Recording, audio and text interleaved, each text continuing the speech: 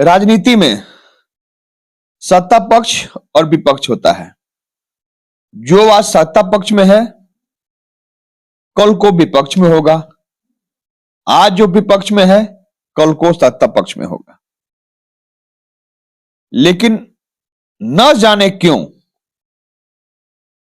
जनता के जनहित के मुद्दों को दरकिनार करते हुए, जनहित की बात को किनारे करते हुए केवल आरोप प्रत्यारोप के दौर में ही समय को गुजार देते हैं राजनेता, वो चाहे सत्ता पक्ष में हो या विपक्ष में हो। यहां बात हम विपक्ष की करेंगे। विपक्ष की भूमिका महत्वपूर्ण होती है। अगर सत्ता पक्ष द्वारा कोई काम नहीं किया जा रहा है तो भूमिका वहां होती है विपक्ष की कि उस समस्या को सामने लावें, सत्ता पक्ष की नजर में लावें, सरकार की नजर में लावें और उस समस्या का निदान हो, समाधान हो, जनहित का काम हो। लेकिन देश का झारखंड ही वो राज्य है जहां पर सड़क से लेकर सदन तक विपक्ष अब तक इन गुजरे 23 सालों में केवल हल्ला हंगामा के बीच ही वक्त को गुजार दिया गया।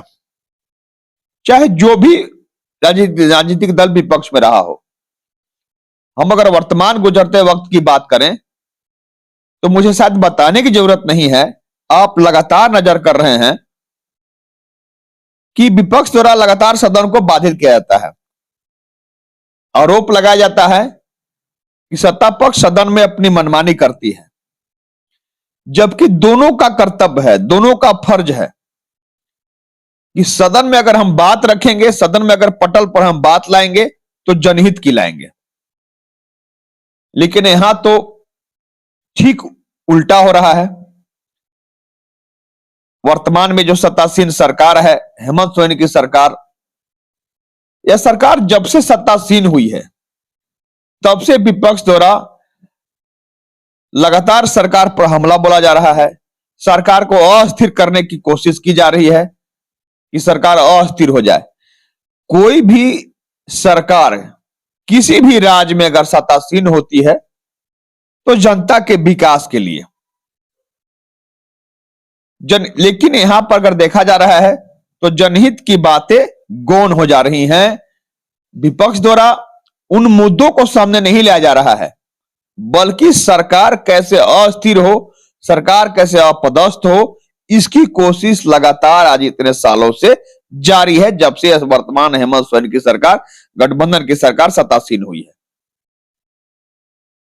जहां पर विपक्ष के नेताओं द्वारा सड़क से लेकर के सदन तक लगातार विरोध किया जा रहा है, वहीं दूसरी ओर संवैधानिक शक्तियों का दुरुपयोग भी किया जा रहा है। आप लगातार देख भी रहे हैं, लगातार ईडी द्वारा सम्मन भेजवा जा रहा है। अगर आप सामान्य आम जनजीवन में भी देखेंगे, किसी को अगर परेशान करना है तो कई तिकड़म लोग अपनाते हैं आम जनजीवन में भी। लेकिन राजनीति में तिकड़मबाजी कुछ अलग होती है, जिस तरह वर्तमान में विपक्ष द्वारा ईडी का इस्तेमाल करते हुए किया जा रहा है। अब आप सोचिए, किसी को आप तबाह करेंगे, किसी को आप परेशान करेंगे तो वह जनहित की समस्या के बारे में कितना सोच पाएगा। यह सोचना यहां पर लाजमी है।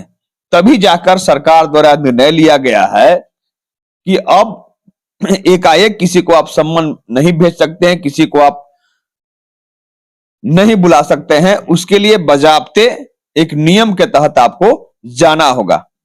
अब इस पर भी विरोध हो रहा है, इस पर भी बयानबाजी शुरू हो गई है। बयानबाजी तक ही सीमित है विपक्ष।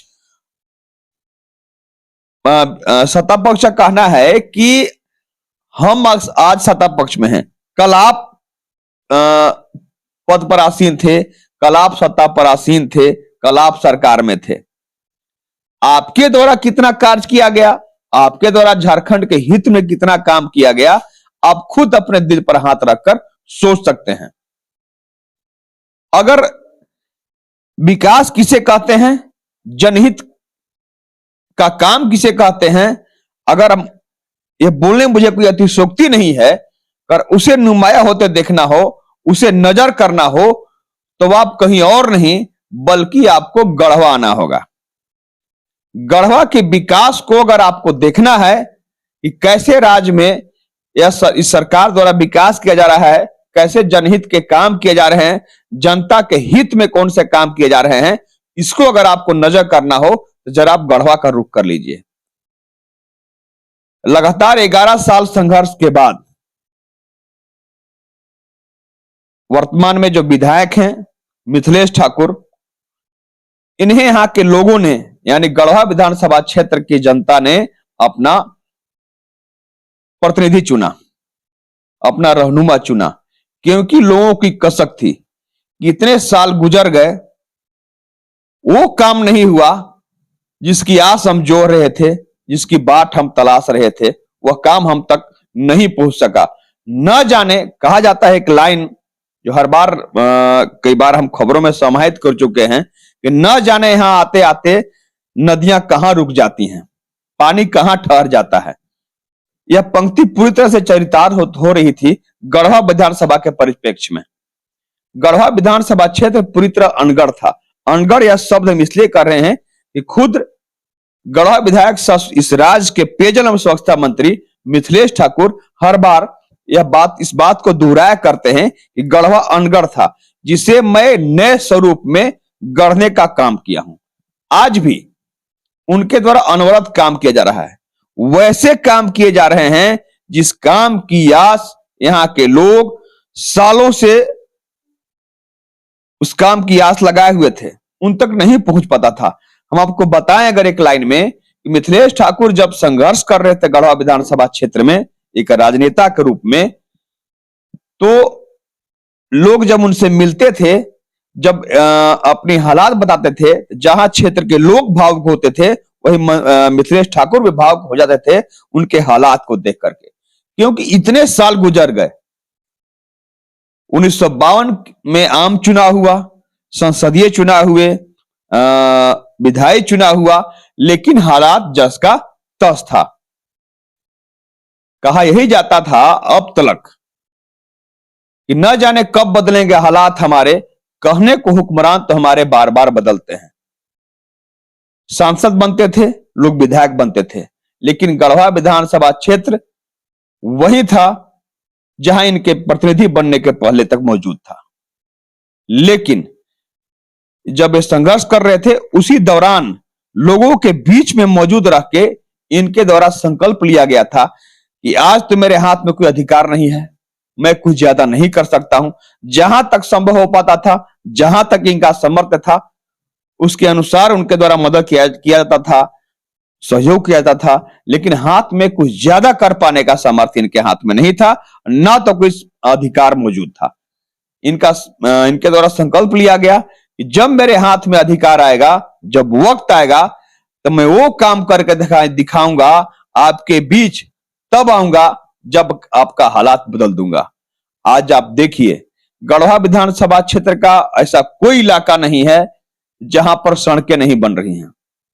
आज आलम यह है कि जब मिथिलेश ठाकुर आज मंत्री के रूप में जब भी गढ़वा आते हैं, जब भी अपने लोगों से, अपने कार्यकर्ताओं से इनकी बैठकें होती हैं, तब यही बात पूछते हैं कि अब सड़कें कहां बाकी हैं, अब कौन सी सड़क बाकी है, चाहे गांव में हो, शहरी मुख्यालय में है, मुझे बतावें, मैं उसे पूर्ण कराऊंगा।